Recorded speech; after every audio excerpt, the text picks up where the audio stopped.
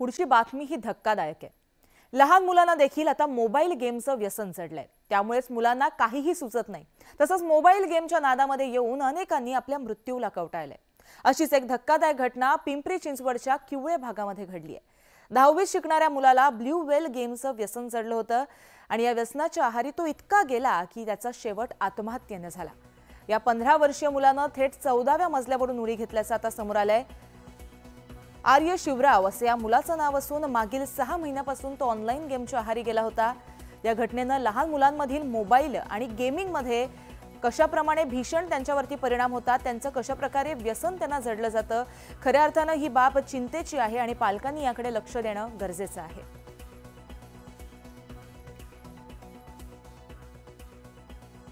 आता त्यामध्ये 2 टीम लिहिलेल्या होत्या ना, 5 इकडं 5 इकडं, हे वर्सेस हे। आता एवढं तर आपल्याला समजतं की हे सगळेजण खेळत होते। आता त्यामधले 2 असे स्क्रॅच झालेले आहेत। आता स्क्रॅच म्हणजे त्यातला माझा मुलगा असू शकतो ना, म्हणजे 2 तास पूर्ण केले असेल ना त्यांनी, काही होऊ शकतं ना, तुम्ही कसं म्हणू शकता? माझं फक्त म्हणणं आहे की जसं आता आपण म्हणतो की बऱ्याच जसं ब्लू व्हेल म्हणतो आपण, ब्लू व्हेल आपण बॅन केला आहे, मोठं काम केलं आपण, 3-4 हजार पोरं मेल्यावर केलं ना, बरोबर ना? बरं, पण आता हे ब्लू व्हेल सारखंच काहीतरी चालू आहे जे आता मलाही एक्झॅक्टली माहीत नाही की तो गेम काय आहे, मला एक्झॅक्टली माहीत नाही। कोणी म्हणते लीग ऑफ लिजंड, कोणी म्हणते XD, कोणी अजून काय काय म्हणतं। आता एक्झॅक्टली काय आहे हे नाही माहीत ना। म्हणजे तो असा नेहमी बिहेव करायचा की मी आगेला घाबरत नाही, मला नाईफ दे, मला कंटिन्यू कट करायचं। हे सगळे चेंजेस आले।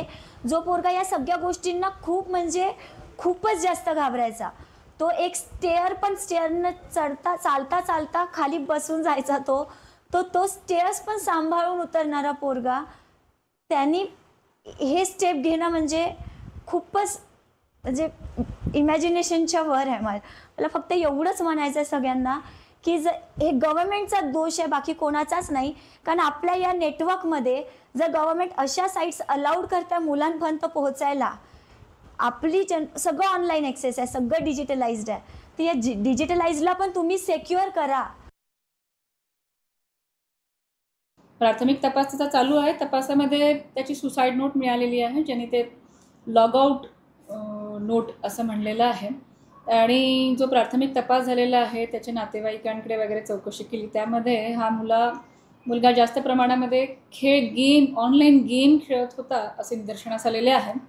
ते अभ्यास करत असलेला त्याचा लॅपटॉप आणि जो काही मोबाईल तो वापरत असेल ते आम्ही तपासासाठी सीज करत आहोत। त्यांच्या पॅरेंट्सकडनं आम्ही जास्तीत जास्त माहिती आणि सहकार्य घेत आहोत, जेणेकरून या मैताचं महत्त्वाचं की मूळ कारण काय आहे हे शोधण्यास आणि तिथपर्यंत पोहोचण्यास आम्हाला मदत होईल।